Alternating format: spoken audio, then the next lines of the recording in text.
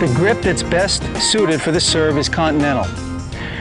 So when we look at the racket handle, remember all racket handles are octagonal or 8-sided. We're going to give those sides numbers. Starting on top, we've got number 1, this little bevel on the sides, number 2, 3, 4, and then 5's on the bottom. The same thing for a left-hander going the other way. 1 is always on top, 2 is the small bevel on the side, 3, 4, and 5's on the bottom.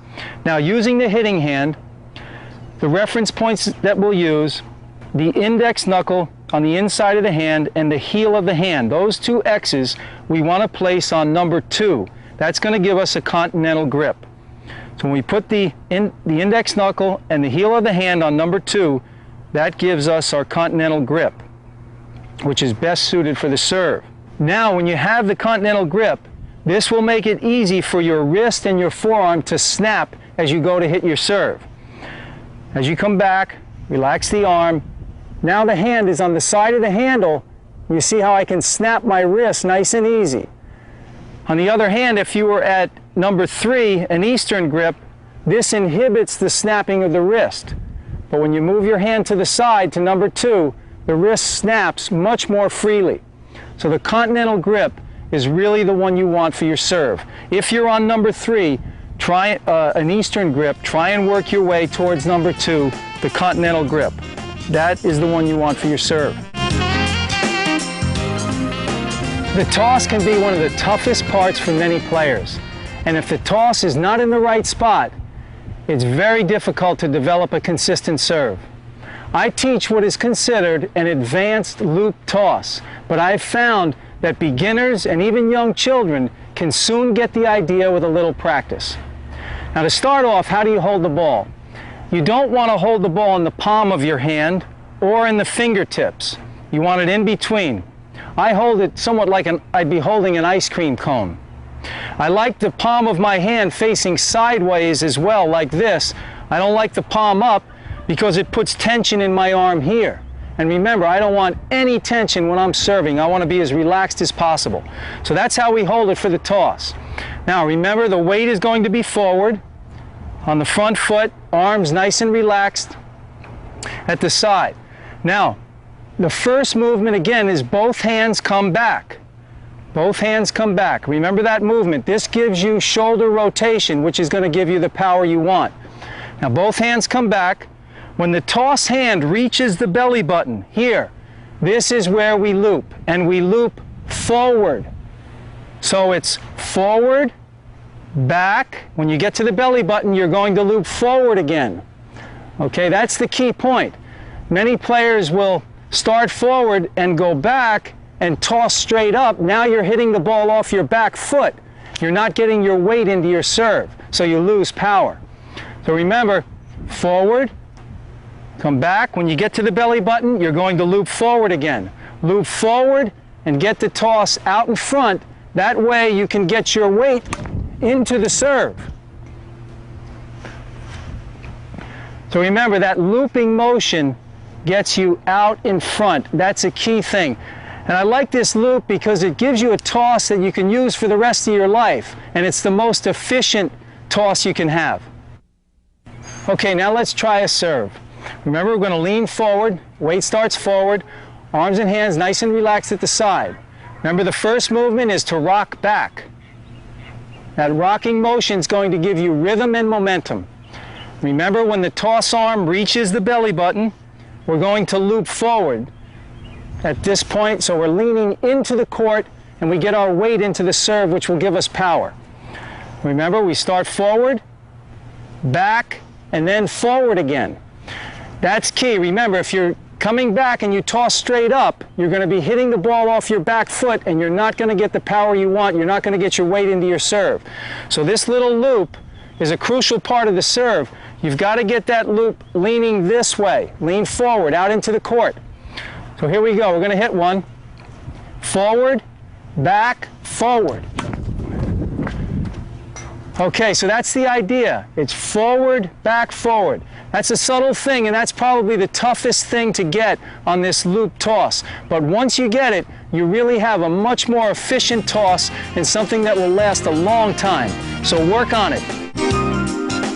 Many times when players are having trouble with their serve and they're hitting the ball in the net, their friend on the sideline says, toss the ball higher, as if it's a cure-all for everything. But in actuality, you're making it more difficult for yourself when you toss the ball higher. As an example, say this is as high up as you can reach. If you toss the ball up out of your reach, now you have to wait for the ball to come down, which can slow down your swing, number one. Now the ball stops for a millisecond in midair and starts to drop at the rate of gravity. As it's dropping, it's picking up speed. Now here's your hitting zone. Now as the ball's dropping, remember it's picking up speed, so it's going fast through your hitting zone. On the other hand, if you toss just to the peak of your reach, the ball stops in midair for that millisecond and starts to drop at the rate of gravity. But it's dropping slower here. And remember, this is a good place to hit the serve in the upper half of the racket. But remember, on a toss just to the peak of your reach, you have 10 times more time to hit the ball. Remember that. It seems like you're getting more time on a high toss, but you're not, because the ball's dropping through your hitting zone faster.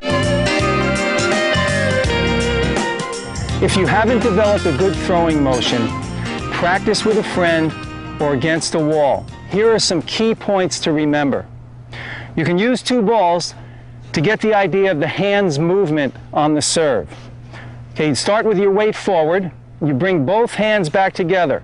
Now notice how the balls are moving on the same level. Now once the hitting arm reaches the horizontal, at this point the shoulder is going to turn towards the ball toss. As it does, the arm is going to go spaghetti here. That means just relax the arm, break the elbow, let the arm go spaghetti. It's also essential at this point that the palm of the hand does not turn up. Notice how the palm is down. At this point, the hand's first movement is this way, up like I'm going to salute or tip my hat. So the hand moves this way with the palm down.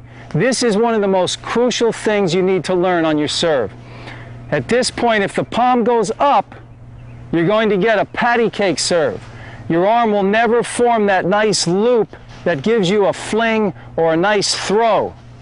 So remember, start with two balls. Get the idea of the hands moving together.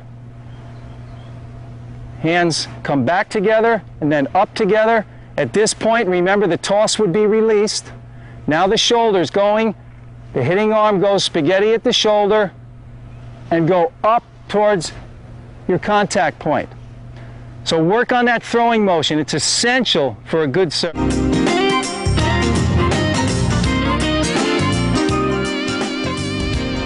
On the flat serve, the racket is moving forward and striking the back side of the ball. The racket is still going somewhat low to high. This will impart just a slight amount of topspin. Even though it's called the flat serve, there's usually a little topspin imparted to increase your first serve percentage. Very rarely will you see a ball traveling through the air with no spin. But the flat serve, you're hitting the back side of the ball on the flat serve. Notice how I use the rocking motion to get my weight into the serve. Notice the ball of the front foot comes off the ground as the weight transfers back. Then step on the accelerator and push up and out into the court.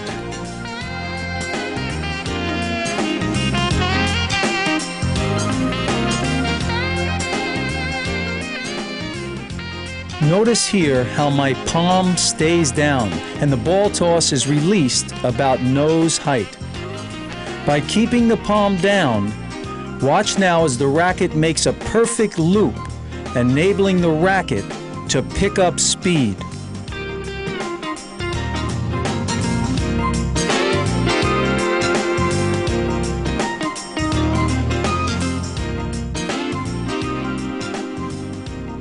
Once again, the flat serve. Notice the ball goes straight ahead after the bounce.